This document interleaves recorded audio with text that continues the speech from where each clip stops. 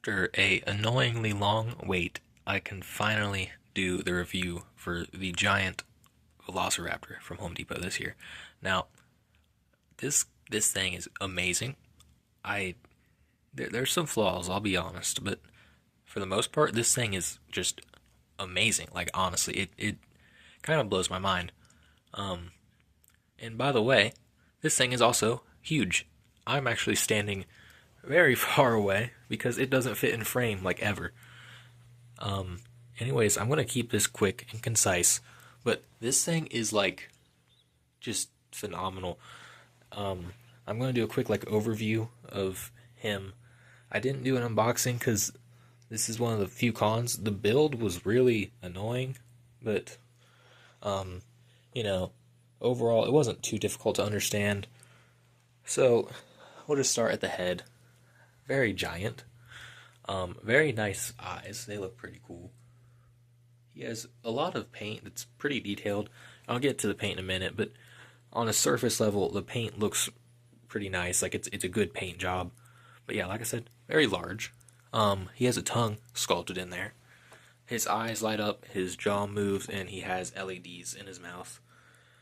Going on down, you have his neck, which is like torn in half, which is awesome. It's like it's crazy. There is his sensor. It's not small. It's pretty large. Here are his hands, which are like crazy big. Here I have a bowling pin. Here his hands are next to a bowling pin. They're massive. It's absurd. I didn't put that back. But yeah, no, they're both giant. The one support beam that comes out of this arm, it's not the best. It's a little wobbly. All the support beams are actually a little wobbly, but I don't know. They're not bad. Like he stays up. He's sturdy enough. His legs look phenomenal. They're very detailed. He has the iconic Jurassic Park-esque Velociraptor claws. Once again, all this like torn off flesh and like it's so crazy. And then his tail, it's like half zombified, half skeleton. Like it's awesome. Um, and you can see his other leg too because it's also very cool. There's some better lighting on it as well. I have my window half closed so the lighting doesn't really, or the sunlight doesn't fade him too much. But he's like on a surface level is phenomenal, really. Now I want to get to some of the complaints. Actually, no. First, I want to just talk about how it was difficult to get him here and inside and stuff. So I'll start from when I bought him. I bought him on the 16th of July, and fun fact, today is the 28th, and he just arrived. So that's not great. Actually, no. Sorry, he didn't just arrive. He arrived at like 9, I think, last night. So, yeah, he just arrived, and that's shipped to store because this guy is giant enough that he costs money to ship to your house. But yeah, I had him shipped to the store. It took about 2 weeks, which isn't fun, but it was definitely worth it because I picked it up. It was difficult to load in the car. We used my grandma's car for once, and that's because it's a very large SUV, and it barely fit in there. The box, I'll put a couple pictures up. It's about what you'd expect, other than the fact that it's like crazy big. There's no way at all that this thing is going to be resold or resold well unless it's like at a public meetup place because shipping this thing would be impossible, honestly. Like it's almost 80 pounds and the box is giant. So I can't see this thing being resold much. So if you want one, go buy it now because I can't see it being sold much off the site. But yeah. Anyways, after waiting for weeks for him to arrive with a total of 3 shipping updates, 2 being the same exact one, just on different days, and then getting him into the house, which was difficult, I got him together. I guess I didn't really time myself, but it took me about 30 minutes, I'd say.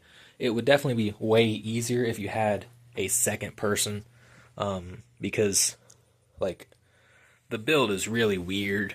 Like, instead of snap locks, they only have one snap lock on the entire thing, and it's to connect that pole to the arm.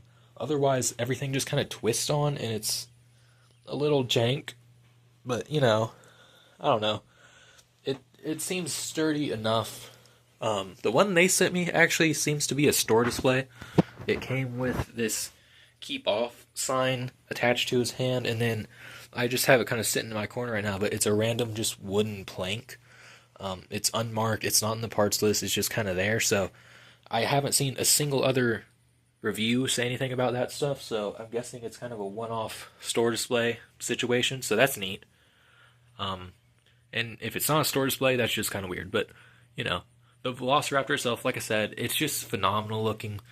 It's difficult to get and get together, but once you do, I think it's really worth it, especially the 300 price. I know it seems a little steep at first, but pretty good prop right here. I'm really happy. It's one of my favorite ones.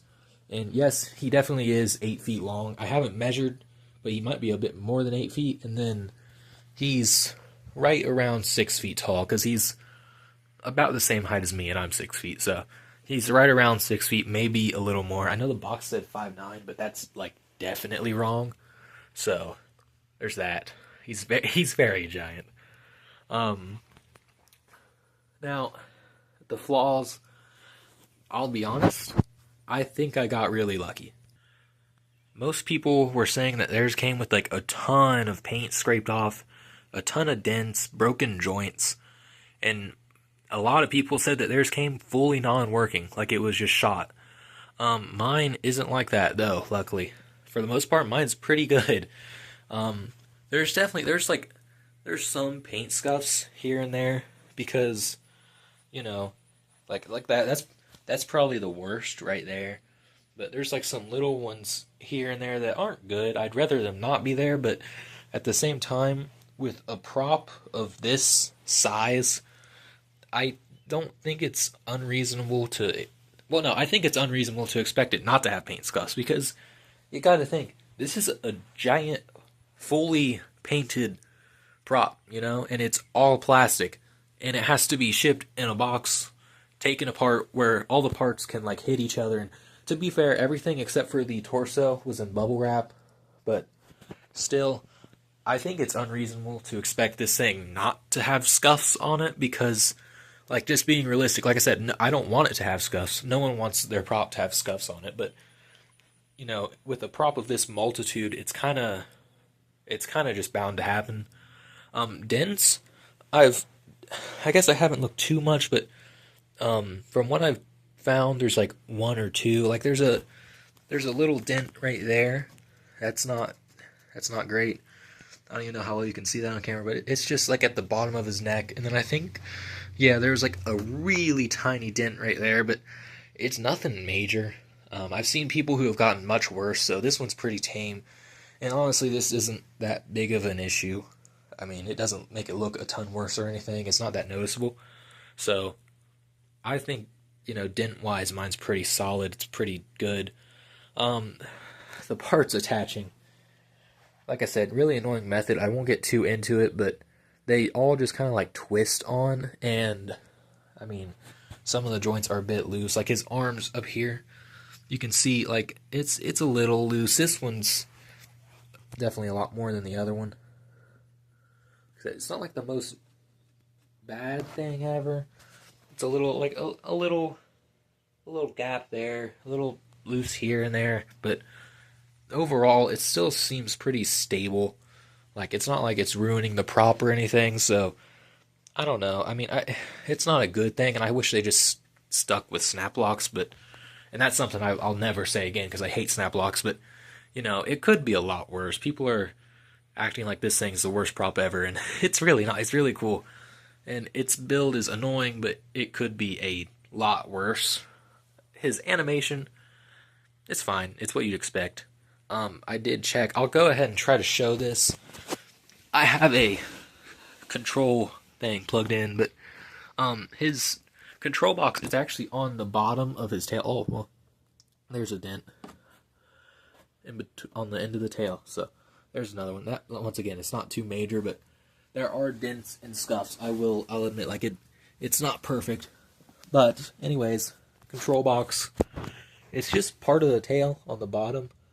I don't know if you can see the stickers that much because you can barely see them in person, but there is a sensor mode, a off mode, and a lights only mode, and then there is the plug-in for the adapter, volume knob, and then something for the Try Me. There is no external speaker jack, which is one of my biggest complaints because I think this thing would be awesome with an external speaker jack, but you know, I don't know, they didn't do that for some reason. Maybe a budget cut, like I said, I don't know, but yeah, there is a lights only mode, and that just turns his lights and his eyes on. It doesn't do the mouth ones. And oddly enough, like I said, I don't know if you can see it, but both the off position and the sensor position also counteract as Try Me's, so that's unusual. I haven't seen that before, but I don't know. It's not a bad thing. So, anyways, with all that being said, I'm going to go ahead and do a quick little demo of him. I recorded it a few times now, and it's 30 seconds long. He just has one voice line, I guess, because it's just growling, but yeah, I'll go ahead and play that.